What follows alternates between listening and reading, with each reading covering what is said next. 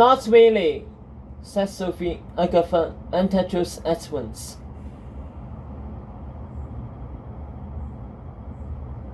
Just call me Sabi, said someone Manyam, turning around and pedaling hard. Don't worry, whoever's chasing ya can't track you here, no matter what kind of magic they got. Can't find a kingdom if ya don't know it exists. Best view in Glomland is coming up on the right. It's watch hour, though. Stay under that skin. Agatha looked over the side of the cart and clenched the Tetris leg in surprise.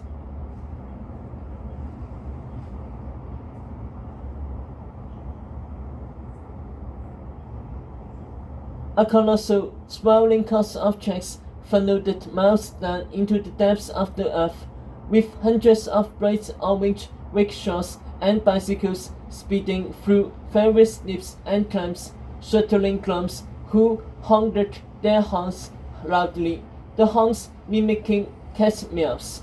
In the center of this meowing, madcap highway lay Glom City, a massive neon metropolis held together by luminescent green fires, which not only strung all the Glom-sized buildings and cottages and towers in a giant pulley system, but also seemed to power them like electric circuits.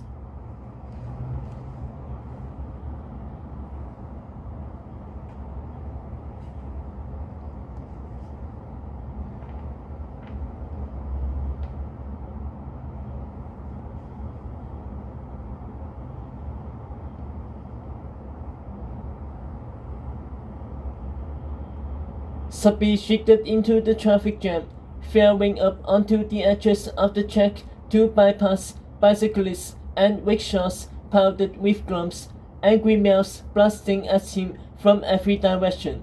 Spurring down through downtown Glom City, they passed the restaurants, Petite Peace Panies, the Elfish Maiden, Num Num Glom, shops, Glom Garden Grocery, Teeny Toss Daycare, the Bearded Brothers Barber Shop, as well as the Slice and Mighty Dream, Smallfield General Hospital, and the Fun Puddle, a pin-sized water park with slides so steep that a baby Glom rocketed off one, bounced onto the highway, ricocheted off their rickshaw, and landed in the lap of the driver next to them.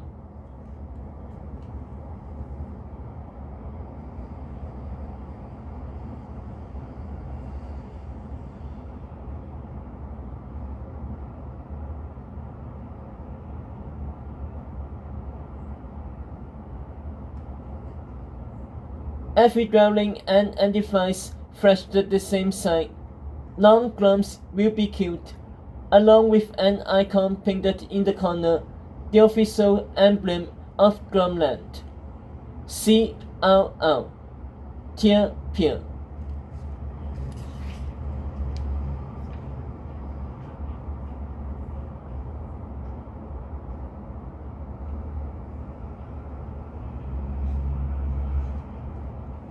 This same paw print dominated the Marquis of the Musée de Glom, hosting the exhibition The Golden Age of T-Pier, with a long line of Gloms hanging off its spine, waiting to get in.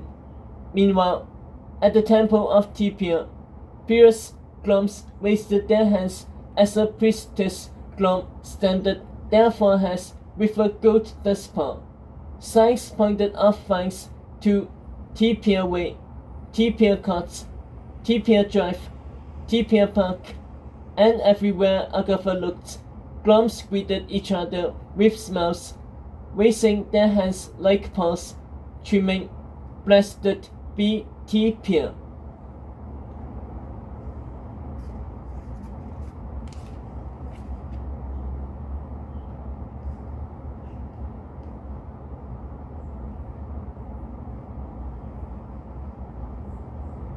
Sophie whispered, "Whoever this T-Pier is, he's a dictator." says the girl who redecorated the school for evil with more of herself, Agatha replied. Sophie pretended not to hear. Down below, the king's palace came into view, shimmering bright blue against its flanks like a fluorescent fortress flanked at each corner by candlelit minarets. Ground glass with sparkly blue heads like serpents were perched on floating lily pads outside the royal gates, wielding scimitars bigger than their own heads.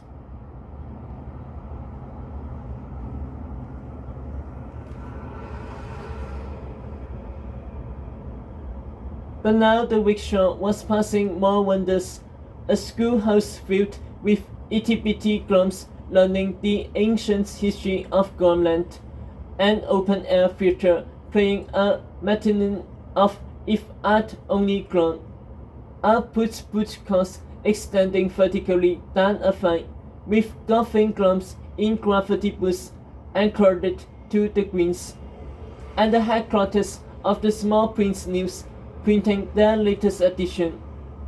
Fatima wins Gromland Spelling Bee, winning word Buried La Bliss.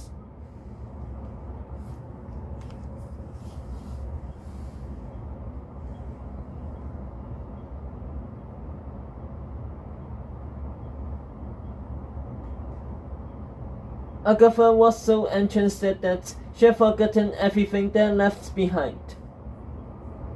Totally in their own world, Tetus murmured, like they have no clue what's happening above ground.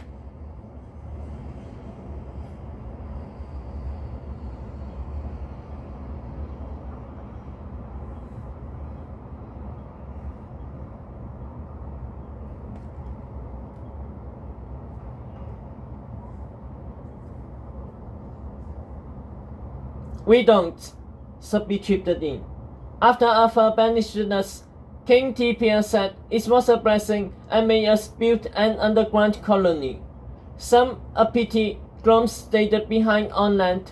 Here once even a teacher at that famous school, but the rest of us stuck with Tipia and cut ourselves off from all that happens up there. Not to be rude, but you humans think the woods resolves around you. You divide up your land, create false borders, only to start fights, and before you know it, you are declaring war on your own friends and brothers. Joke's on you, though. Not a single Grom has been bothered to use the Human World Observatory in the Musi D Grom and see what's going on up to your woods. Had to close the exhibit cause we couldn't care less. Imagine that. Groms who used to be your best allies, no longer the slightest bit interested in whether you live or die. And now that you know the secrets of where we moved, not sure Tipia will let ya live alive. Sophie giggled. Here we are.